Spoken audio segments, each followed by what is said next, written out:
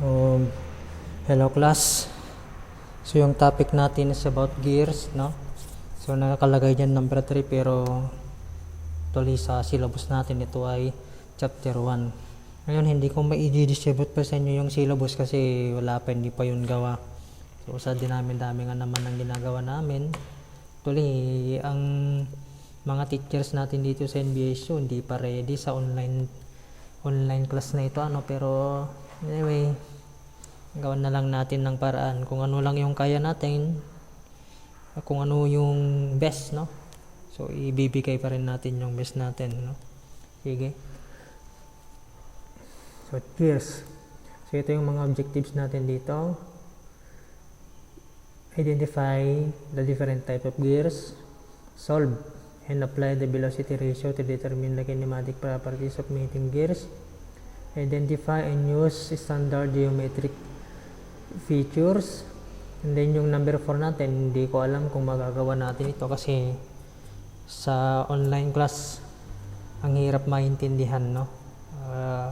Ako talaga nakikita ko na mahirap maintindihan, no? Kapag mag-solve tayo ng problems, ay lalong lalo na yan, gagawa tayo ng ngipin, ang hirap, napakahabang proseso niyan. Okay, so hindi ko alam kung magagawa natin to.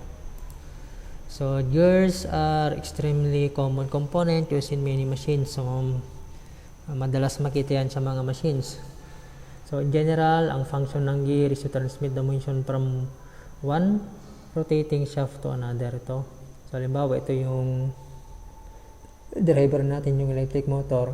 Yung ikot ng electric motor, ipapasa lang niya dito, no? And then, doon. Okay, so ganun yung purpose ng gears. Okay. Types of gears, una spar gear, no? Yan yung pinakasimpleng types of gears, no? So galing lang siya dito, yung principle niya parang dalawang roller, no? Okay. Ano ba ang spar gears kasi so under pa rin ng spar gears ito, tinatawag natin na rack. Ito din internal or annular. So kung papansin natin, yung nasa loob, yung isa, ito naman nasa labas. So internal or annular. Under pa rin ito ng rack. Okay?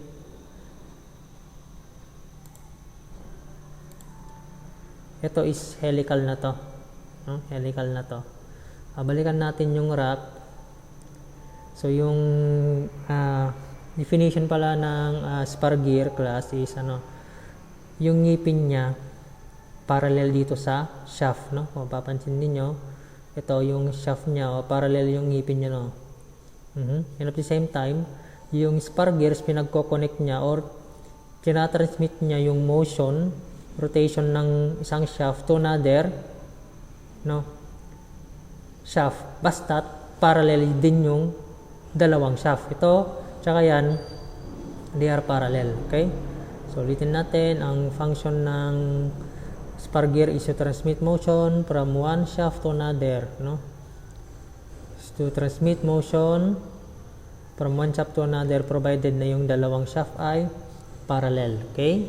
At the same time, yung mga ngipin niya ay parallel din sa mga shaft. Okay?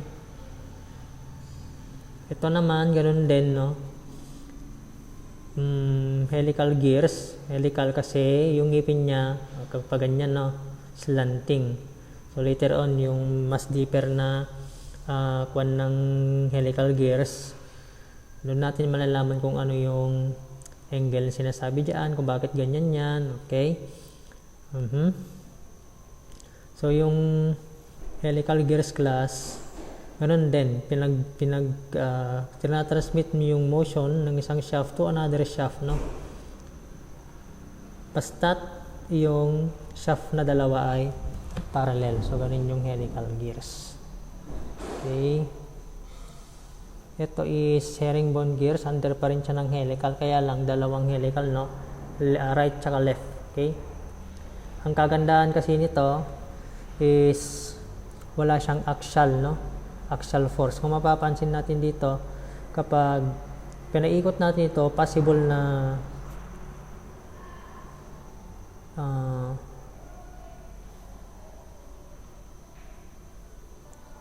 possible na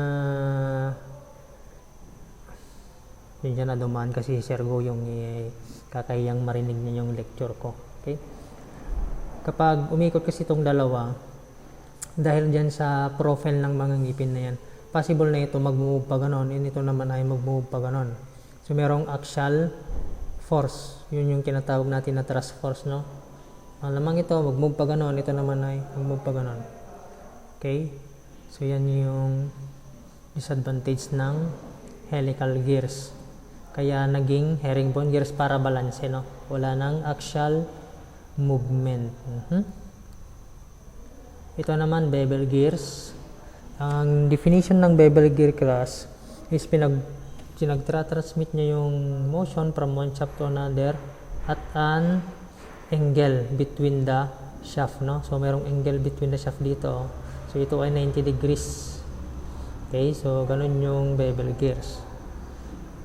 Yung mga parts na components ng bevel gears later on siya pag nasa deeper kon na tayo. Meter gears naman class, ang tawag natin sa bevel gear na kapag parehas yung dalawang gear, ang tawag natin sa bevel gear na yan ay meter, no? Okay? Worm.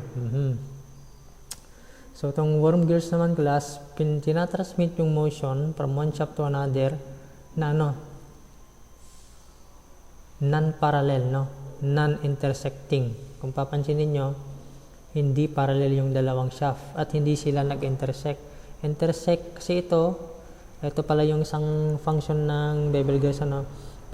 Pinagtransmit yung motion ng isang shaft to another at an angle of the same time merong intersection. Kasi kapag i-diretso natin yung line na ito, saka yung line na yan, mag-intersect sila dito.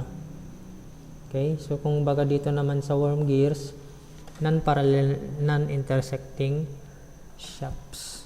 Okay?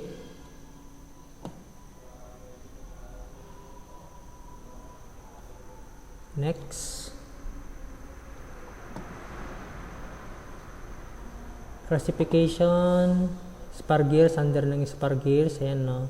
External, kanina yung nakita natin, internal, twisted spar gear or helical gears, herringbone, rack and pinion yung nakita natin kanina, and then pin gearing, walang gaanong nakikita ganito. Under naman ng bevel gears ay or yung pinagko-connect naman ito is intersecting axis. Okay, yung kanina parallel, no? Plain bevel including meter gears, nakita na natin kanina. Okay, ano pa ba? Bevel gears in different planes, hyperboloid o skew gears, hypoid, worm, wheel. Ito naman yung mga screw gearing, yung worm natin tsaka helical gears.